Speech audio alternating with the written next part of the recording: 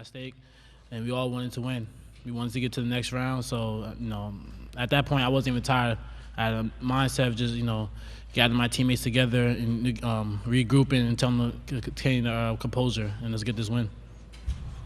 Yeah, to build on what RJ said, none of us wanted to go home. We don't want to leave. I don't want to leave my brothers. And, it was a tough last 5 minutes in overtime. And, all year we've just been hearing about different things about us, how we're a soft team, how we don't like to fight. And, today I think we really showed that we can fight and just to persevere in a moment like that and just come together.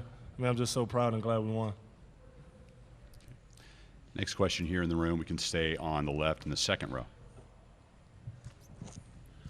This is for Justin and Dontrez. You guys hadn't really been in a position this season where you were asked to close out a game. How did you go into the overtime? Like, what was your mentality in terms of what you needed to do to help get over the hump? I would say just trust my work. I put in a lot of work. Like after practice, before practice, just really trusting that. I think Coach Davis was trusting me to go out there and perform. I would say also Coach Davis, he told us in the huddle, and he told us, I'd say 1,000 times in practice that we're going to be in big moments and we need to be ready.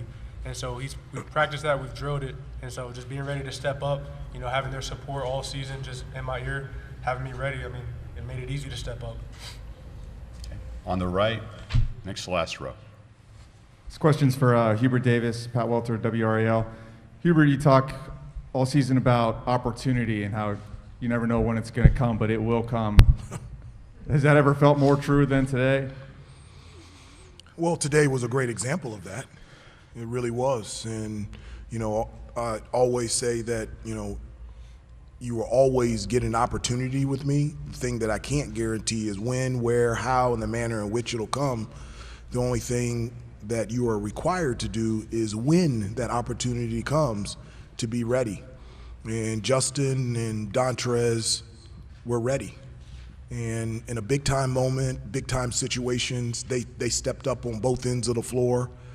But again, the thing that brings me such great joy is the thing that I've desperately wanted for all of these guys the entire season is for them to have their own stories and testimonies and memories of playing in big-time games and coming up big and in that Carolina uniform.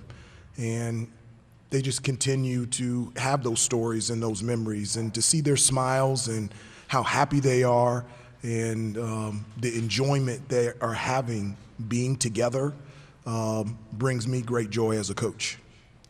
Front row, far left. Coach Davis, Mac Eagle, Fort Worth Star-Telegram. The game seemed to be interestingly officiated.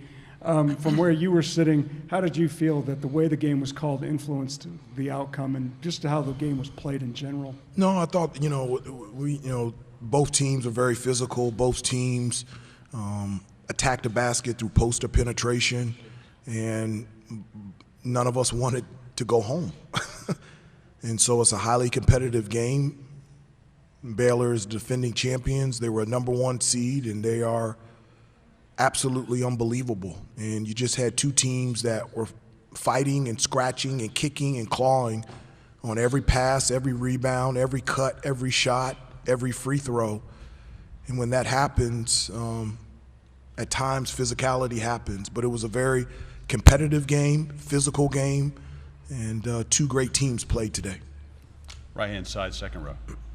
Kramer, CBS 17. This is really for all of the players. Brady has to go to the locker room with 10 minutes to go in the second half. What was kind of the message amongst yourself on the court, and what was it like to kind of get back with him at the end of this game and see him in the locker room afterwards? Justin, you can start, and then we'll work our way down.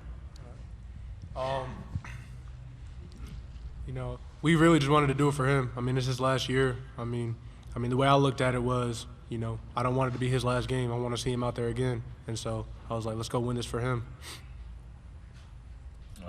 Yeah, pretty much what Justin said. When he got ejected, we were just trying to regroup and just tell everybody to keep their composure. There was a lot of time left, but we knew we could do it. So we just knew everybody had to step up, come off the bench. Brady's a hell of a player. He's one of our best players, one of the best players in the country, in my opinion. So we had to step up for him and do it for him. Yeah, I would agree with the rest of the guys said. When we got back into the locker room, we all gave him a big hug, just to be happy for him. And, we just wanted to do it for him, and we got it done. Yeah, what they said.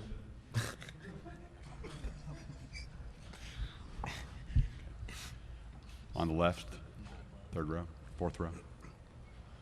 Coach, what did Baylor do down 25 that allowed them to get back in this game? Or maybe what did you guys do to yourself up 25 that allowed them to get back into this game? Well, they consistently started to press us, and that bothered us.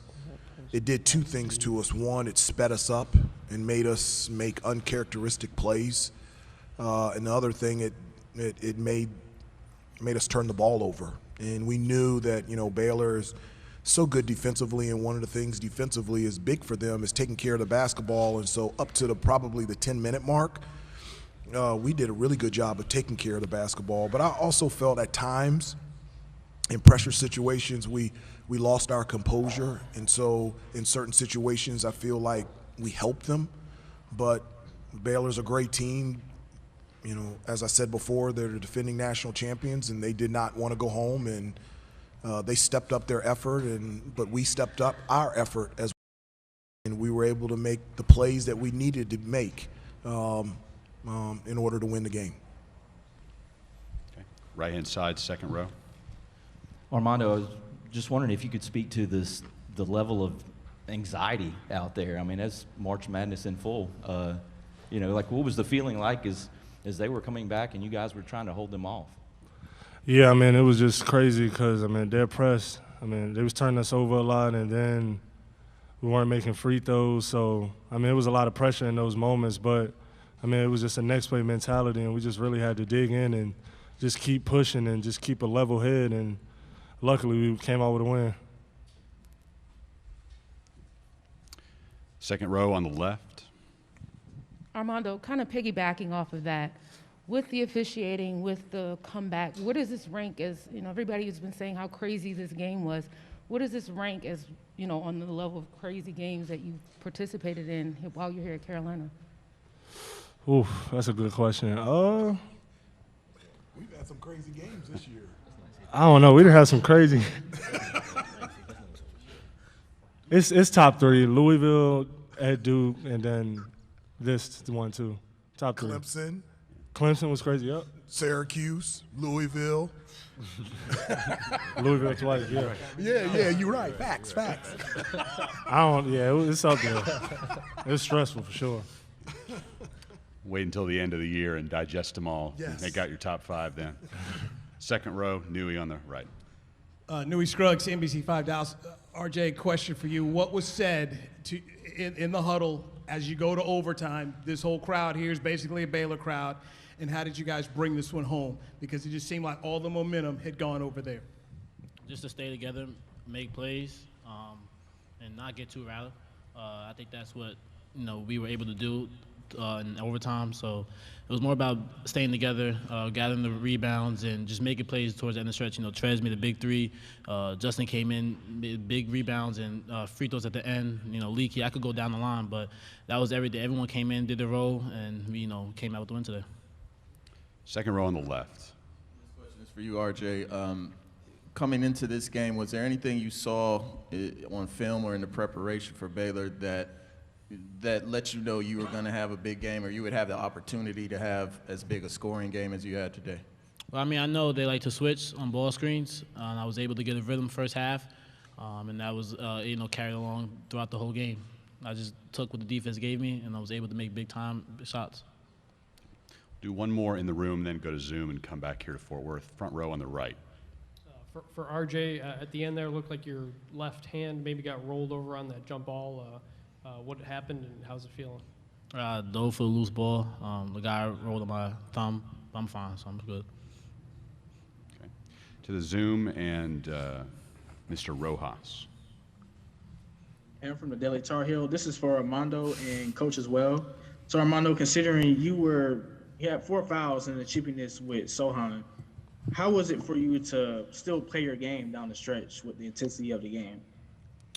Yeah, I just had to be smart and not pick up any silly offensive fouls, setting screens or sealing or doing anything like that. And also on the defensive end, too, I just had to try to keep my body away from their guards at the end. We switched a lot, so usually that's a chance. I mean, that's an opportunity where I get a lot of fouls. So just had to play smart and contain because, I mean, at that point, we didn't have Brady or Caleb, and we needed as many bodies that play a lot in the game as possible. So, yeah, I'm just glad I got out there without getting a fifth foul. All right, and Patrick. Hey, how you doing? This is Patrick Waring from the MBS Sports Hour. Had a question for RJ. RJ, during the game, your dad actually got a mention during the game. They talked about what he did at Mercy, his career. Just wanted to ask you, I guess, two questions. Just could you kind of talk about what he did to help you coming up, and do you have any stories you want to share? Any intense one-on-one games, anything like that? I mean, shout out to my dad. He was a big time scorer in college.